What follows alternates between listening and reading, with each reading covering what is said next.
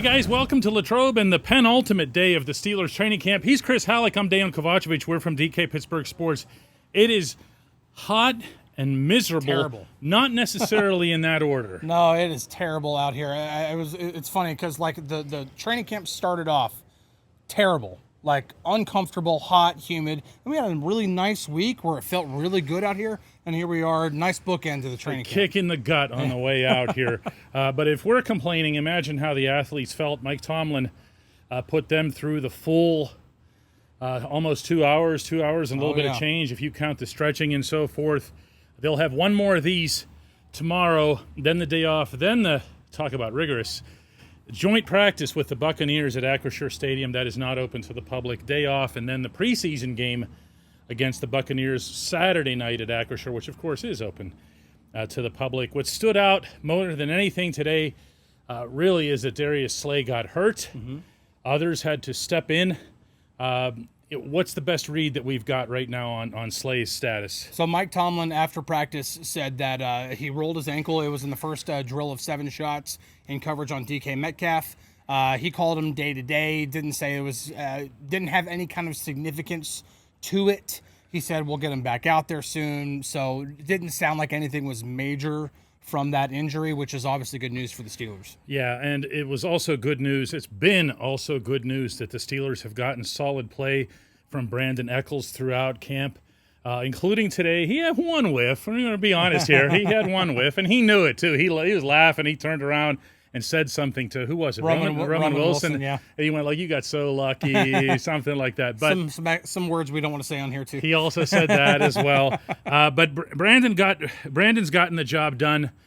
He was in a good state of mind both during and after the practice. Juan Pierre was out there as well. Mm-hmm. We're talking about a veteran who's been in NFL stadiums and so forth. So if Slay were to be out for some kind of longer term, not to downplay his contributions or, by the way, not to overstate what could just be a rolled ankle. Ankles are funny things. Yeah. It might not be the end of the world. It might not be, but also when we talk about the potential for what happens if Slay or if Ramsey or any of these guys end up going down with an injury, who's going to be the guy who steps up? You know, how do things get shuffled?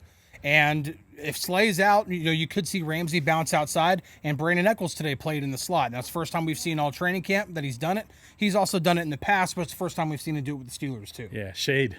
And a little bit of breeze. I got a little bit distracted there. Another bit of news came after the session, and that was in Cam Heyward finally talking to people who actually cover the team. And we're going to get to that right after this very brief break. At DK Pittsburgh Sports, we take pride in coverage that connects our city's fans to their favorite teams. Now, that connection's stronger than ever. Introducing our all-new state-of-the-art app. Find expert inside reporting and original podcasts. Check live box scores. Track the latest stats. Chat it up with our community of thousands of fans, all in one place. The new app from DK Pittsburgh Sports. Coverage that connects.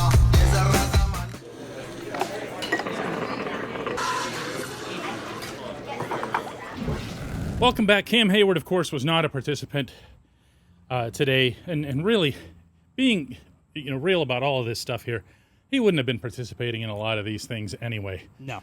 He was. I've said this before. This was never any kind of hold in or anything like that because he was out there for the early part of the acclimation period of a training camp. Mm-hmm. He's not out there now banging bodies. He's also 36 years old, and after not speaking with people who actually cover the team for what's it been now 3 days, including in Jacksonville, by the way, which incidentally is one of the reasons that at least one of us wasn't going to ask the head coach questions because I was trying to chase Cam around, which would have been a significantly bigger story.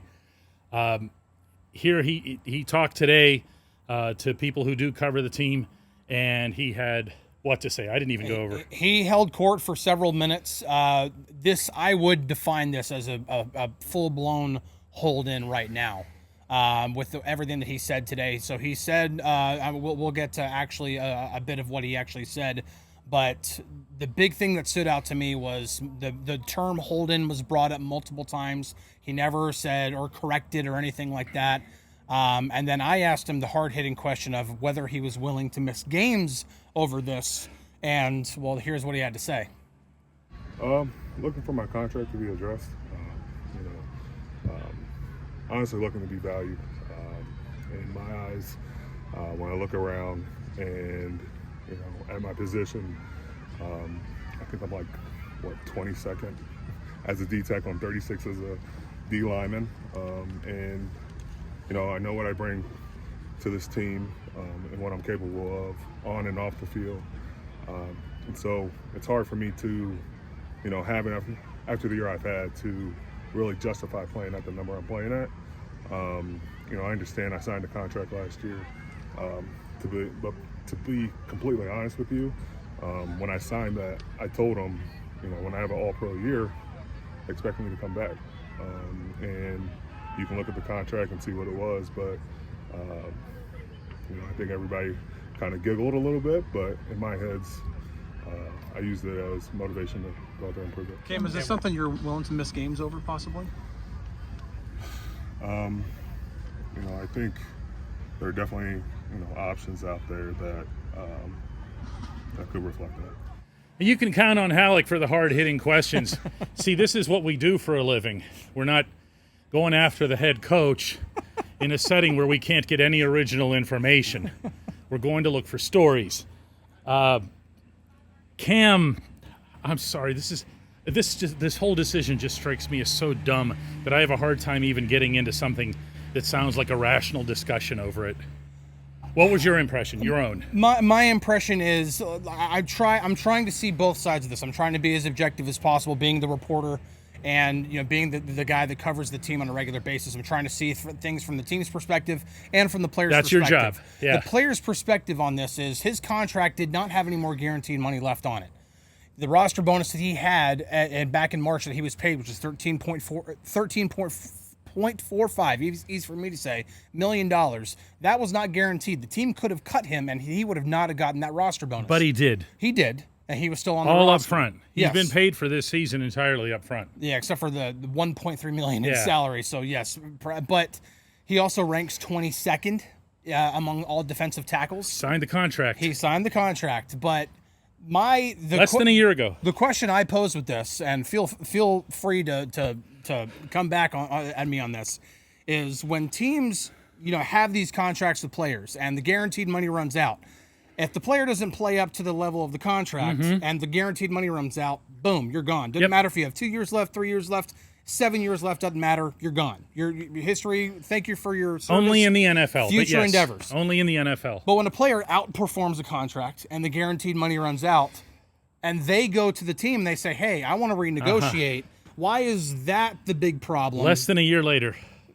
Just saying. No, I understand that. I think it's every single component to this has been just a terrible look for Cam. And take that from somebody who has both spoken and written of him in only the most glowing tones. I have had an outstanding professional relationship with him, okay, and I'm proud of that. This is a swing and a miss, okay, for him, as far as I see it. He needs to get on that field, trust the people he's always trusted, who've always trusted him, incidentally, and get ready for a season that is at least purportedly being played in the name of Cam and TJ, and let's win one for them. While he's going to be a hold-in and Aaron Rodgers is out there every day, and Rodgers is the one he challenged, I am so out on this, Chris.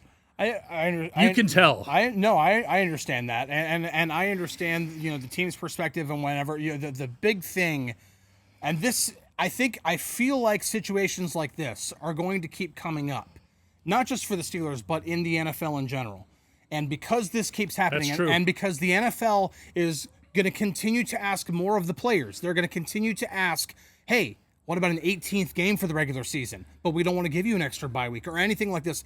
When do the players finally come back and say, okay, what about fully guaranteed contracts? So this whole crap about me having I'm to with do the players hold-ins on and that, stuff yeah. like that. When do fully guaranteed? Because Major League Baseball has them. The NFL Everybody makes has way them. more money. Everybody has them. Yeah, so that I think right here is the big bugaboo that's eventually going. It might be kind of small right now, but when a Walter Payton Man of the Year and Cam Heyward is beginning to have this kind of stuff happen because he signed a 3-year contract and the last 2 years weren't guaranteed. This isn't the time for him to be fighting union battles. That's my point here. Right. Okay, this is a pivotal point in his career if he does want, in fact, to prioritize winning a Super Bowl.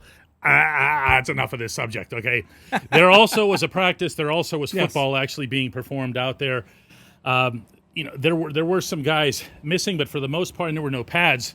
We should mention. Yeah. But it was a spirited practice that showed us some stuff. More than anything, it showed us yet again.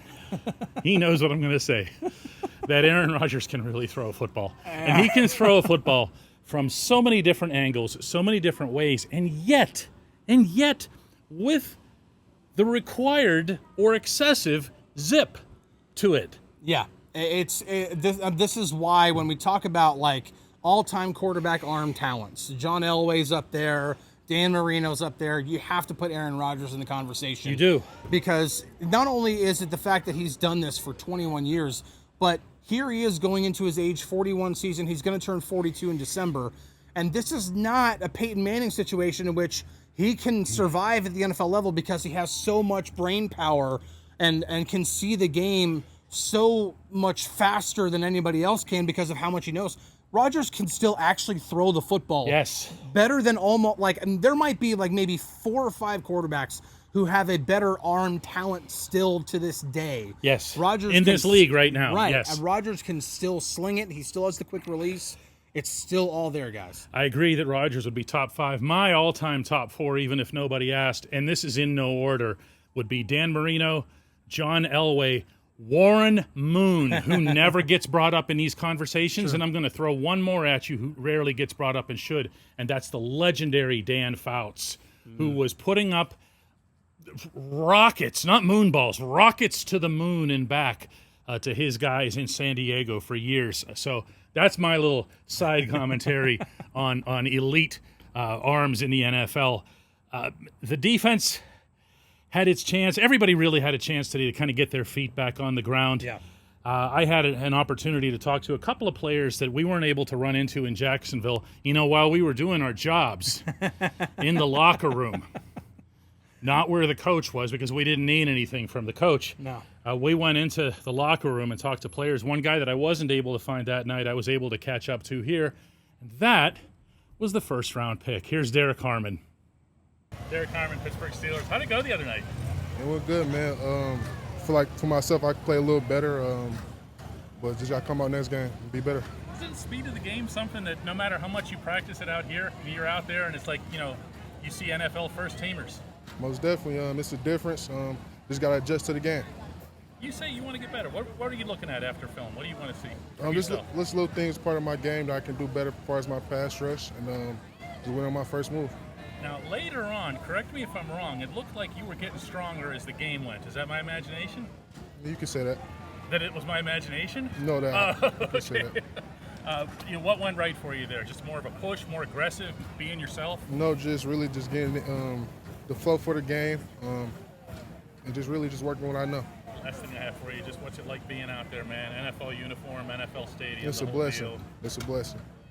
Chris, there's going to be continuing a lot of conversation about the top 2-3 picks in the draft and how they fared in Jacksonville and how they're going to continue faring throughout camp. A tough read from the first preseason game. That's not hiding or running from the dialogue here. It's just it was a tough read. We talked about Caleb Johnson from Jacksonville and the kind of night that he had, which was a little bit of a hit or miss. Where Harmon was concerned, he got. Listen, he looked more effective against Jacksonville's backups, which he should. What did you think? I thought he played okay. I didn't think it was anything that was going to blow anyone's doors off, but I also don't think it was any reason for people to be like, oh, no, this is a first-round bust. Bust, here he is. No, I mean, come on. No, nothing like that. Now, I'd like to see more like what Y.A. Black did. In only 12 snaps. Yeah, I mean, Y.A. Black. What was that all about, by the way? Play the kid. Yeah, I don't know. Harmon played 3 quarters. Yeah, it was really impressive. There were some run defense reps for him in that game for Black that were really impressive. But for Harmon, again, I think it's just something for him to build on. It's his first time in a stadium. He's playing against mostly starters, which, that's what you want to see. That's what you want to see. But I didn't think he was bad. I didn't think he was great. I thought you're going to go out there, you're going to continue to work. There's nothing to... we thought Kenny Pickett was going to go win an MVP after he had a perfect passer rating in 2023. I did not think that at all. I'm just saying, I did not think that whatsoever. I'm just saying, like, preseason is, whether it's good or bad, it's preseason. So we'll see how it goes. Harmon, the other thing to remember about his evening in Jacksonville, one of the things that Tomlin has loved to do over the years, with rookies that he is forecasting as being starters, as being every snap guys, he wants them to feel that wear and tear. Mm-hmm. They're young. He feels they can handle it. Yes, he knows that over the course of the season, they're going to be getting into a schedule length that they've never come close to encountering in their lives. And they will hit a wall. And they will hit a wall. But this way, you at least get to see a lot of them. And you get to see a lot of them in settings that, that sort of count. And for my mind, as you heard me saying to Harmon in the conversation, he at least passed that part of the test because he did get stronger as the game went on. He didn't fade. He didn't get pushed around in the third quarter. Yeah, it's important for these guys. When it comes to preseason, you can judge so much off of, did he win this rep? Did he win that rep? A lot of this is, especially for rookies, as you mentioned, it is about building up stamina to go from training camp starting in late July to getting all the way to the end of the regular season, which is now the first week of January. And then if everything goes according to plan for the Steelers, being able to continue playing football after that, hopefully for them into late January, maybe even the second Sunday of February. That's what their goal is. And that's a long time that they have to play football, and that requires a lot of stamina. Guys, we appreciate you. We'll be back here in Latrobe one final time tomorrow and offer you up one of these double shot of Steelers. In the meantime, go get the app. Not YouTube, not Spotify, not something else. Go get our app, DK Pittsburgh Sports. It's free. All you have to do is to go to your Apple App Store, your Google Play on Android, and just type DK Pittsburgh Sports up there. The app will come in. I'm not trying to sell you something. It's free. We don't bite. Just come and see all of our stuff that we do, all of the reporting that Chris is doing throughout the day. Yeah, I'm seriously, it's all there. I mean, like, these training camp practices have been great because I can just update as things go. Won't be able to do that during the season because that's not the way practices operate during the season. Getting it done now. but we still have up-to-the-minute content coverage of this team. We always go where they go. It's our readers love it, so come aboard and see why. See you guys tomorrow.